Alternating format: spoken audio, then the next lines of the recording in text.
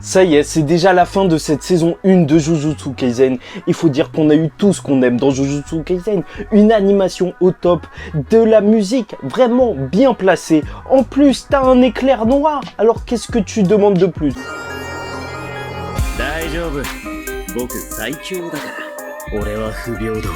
Mesdames et messieurs, ici Chaz et on se retrouve aujourd'hui pour la review de l'épisode 24 final de Jujutsu Kaisen saison 1. C'est vrai que ça va manquer d'en parler chaque semaine, mais ça reviendra un jour, ne vous inquiétez pas. Et en plus, il va y avoir un film, mais je vais faire une vidéo dédiée à ça, même si elle sera très courte, pour justement vous parler de ce film qui va être réalisé par Mappa, mais j'en dis pas plus. Cet épisode, il s'appelle Complice, et franchement, je pense que le titre est extrêmement approprié parce que à la fois les ennemis sont complices et c'est ça qui est assez choquant. Eso et Keshizu, ils sont vraiment très complices et c'est ça qui est poignant lors de cet épisode. Mais on a aussi notre trio qui en fait s'affirme comme un des trios les plus émouvants qu'on ait pu voir. Franchement, je sais pas pour vous, mais ils me touchent. Leur conversation me touche. Non. Ils sont complices et ils sont même complices dans le bon sens. Ils s'entendent bien, mais aussi ils sont complices d'un meurtre lors de cet épisode. Et bon, on va voir comment tout ça a dégringolé parce que de base, ils sont là pour exorciser. Bon, l'épisode, il commence avec Eso qui va utiliser sa technique de sang et c'est Yuji qui va transporter Nobara jusqu'à une route. D'ailleurs, il court extrêmement vite. Le mec rattrape des voitures, mais après ça, rien d'étonnant. Mais avec l'animation, c'est juste magnifique. Et ils vont se faire cracher du sang acide, enfin Yuji, par Keshizu, et après ils vont être empoisonnés. Et à cause de ça, en fait, ça va être un vrai combat contre la montre parce que leur corps va être détérioré de minute en minute.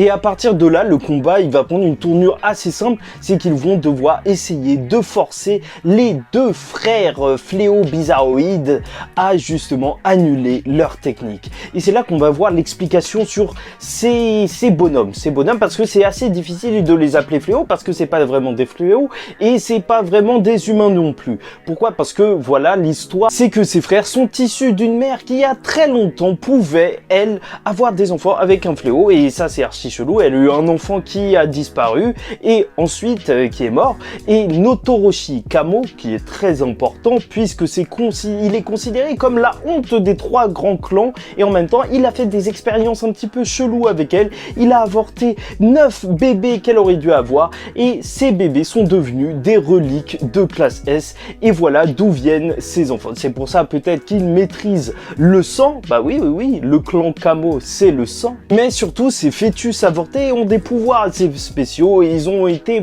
en quelque sorte maudits possiblement par leur mère qui aurait une rancune un peu envers tout le monde et franchement ce serait possible.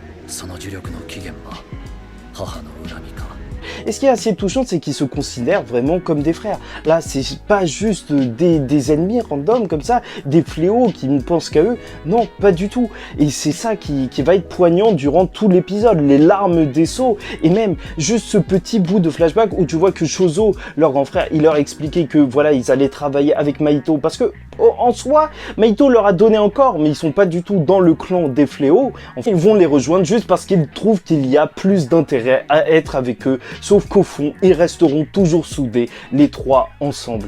Et c'est pour ça qu'ils vont essayer de se protéger un maximum. Parce que même si Yuji, lui, résiste au poison et il peut se battre, bah Nobara, elle va nous sortir un truc. Elle a été tellement badass lors de cet épisode. C'était magnifique.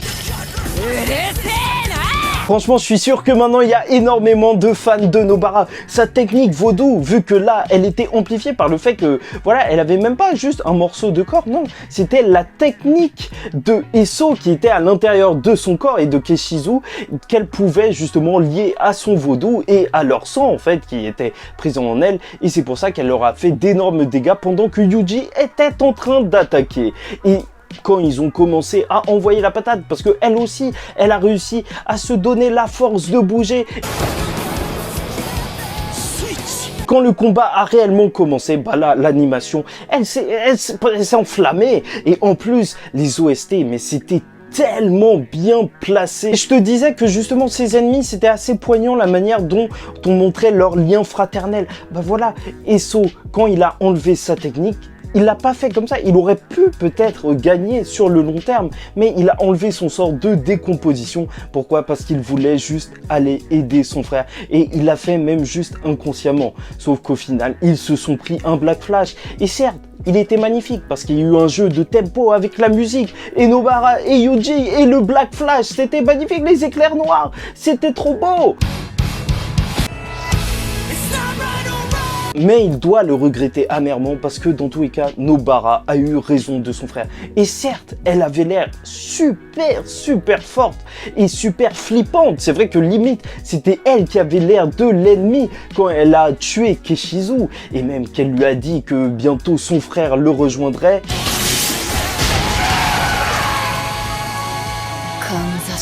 Bon, je te le dis, c'est poignant. Eso, en voyant son frère mort, le seul truc qu'il va se dire, c'est « Je suis désolé, mais je pourrais pas t'enterrer ». Nalta Yuji qui va courir derrière la voiture et réussir à le rattraper, surtout que Nobara va lui utiliser sa technique vaudou là de clou sur son bras et donc le faire tomber pour se faire éclater. Mais surtout ce qui est important, c'est de remarquer que Yuji lui a dit désolé. À ce moment-là, il savait, il le sentait que pour lui en tout cas, il faisait quelque chose de mal. Nobara et Yuji, à ce moment-là, ils sont complices de meurtre. Et c'est ça toute la conversation qu'ils vont avoir sous le clair de lune, qui est assez mignonne. Et d'ailleurs que je trouve super bien faite. Limite, ça, je trouve que c'est un plan de film un petit peu. Avec les petits grillons et tout, ça crée vraiment une ambiance. Mais ils se sont bien rendus compte qu'ils ont tué des humains et ça va les marquer à jamais. Et au final, on le voit en fait, ils ont réuni les deux corps parce qu'ils savent que voilà, c'était pas juste des fléaux, c'était des gens qui s'aimaient.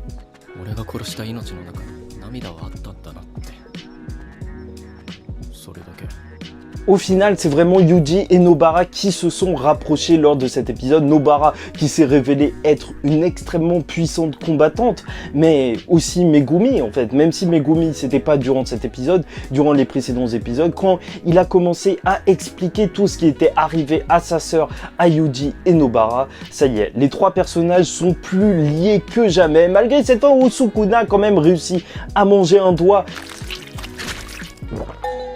et qu'ils se cachent des choses pour se protéger parce qu'ils sont même complices dans des actes plus ou moins un peu plus graves en fait, dans des secrets. Ouais. Parce que Megumi et Nobara, eux, ils cachent de leur côté à Yuji que en fait c'est à cause de lui. Lorsqu'il a ingurgité le doigt de Sukuna et qu'il a éveillé les pouvoirs de Sukuna, que les autres reliques de Sukuna se sont éveillées, donc que voilà, maintenant il y a des attaques un petit peu partout comme sous le pont, donc ils essayent de l'en préserver, mais Yuji le sait bien parce qu'il en a parlé avec Sukuna et lui veut préserver Megumi. C'est vraiment un beau trio qui essaye de se protéger en fait. Et bon, c'est une assez jolie fin de saison parce que t'as ça et en même temps c'est l'ending qui est en train de retentir, t'as Gojo qui est en train de payer Mei peut-être pour la recommandation, mais aussi qui nous rappelle qu'il y a une taupe au sein du lycée, donc ça va être très intéressant. La prochaine saison, je sais pas quand elle va arriver. Justement, concernant la promotion, ce seront donc Yuji, Nobara et Megumi qui, eux, ont réussi à affronter des sortes de classe S, donc chapeau, tu vois, ils le méritent amplement, et Panda et Maki qui sont en lice pour devenir des classes 1.